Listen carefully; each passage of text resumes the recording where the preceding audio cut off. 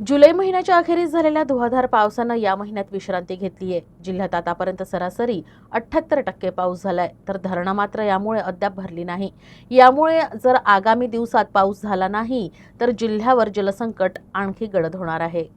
पावसाच्या पाण्यावर सिंचन प्रकल्पातील जलसाठा निर्भर आहे, तर सिंचन प्रकल्पातील जलसाठ्यावर पिण्याचं पाणी तसेच सिंचनासह औद्योगिक वसाहतींचा पुरवठा अवलंबून आहे।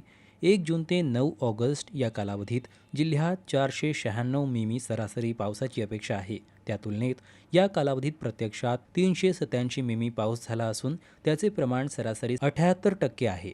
यंदा एल निनोच्या प्रभावानं मॉन्सून कमजोर झाला असल्यानं पर्जन्यमानाची सरासरी कमी राहण्याचा अंदाज हवामान खात्यानं वर्तवला होता। जून व जुलै या पावसाच्या पहिल्या 2 महिन्यात 88% पाऊस झाला आहे। ऑगस्टमधील पहिले 9 दिवस जवळपास कोरडे गेले आहेत। या 9 दिवसात जिल्ह्यात सरासरी 14 मिमी पाऊस झाला असून त्याचे अपेक्षित पर्जन्यमानाच्या तुलनेत धरणांच्या पाणलोट क्षेत्रात पावसाची हजेरी दमदार स्वरूपाची नसल्यानं सिंचन प्रकल्पातील जलस्तर वाढू शकला नाही। जिल्ह्यात एक मोठा, 7 मध्यम, 48 लघु असे 56 सिंचन प्रकल्प आहेत। या प्रकल्पातील जलसाठ्यावर शहरी व ग्रामीण पाणीपुरवठा योजनेसह सिंचन आणि औद्योगिक वसाहतींचा पुरवठा अवलंबून आहे। सद्य स्थितीत एकूण सिंचन प्रकल्पात 579 दलघमी जलसाठा झाला आहे। एकूण प्रकल्पीय पाणीसाठ्याच्या तुलनेत तो 55% आहे।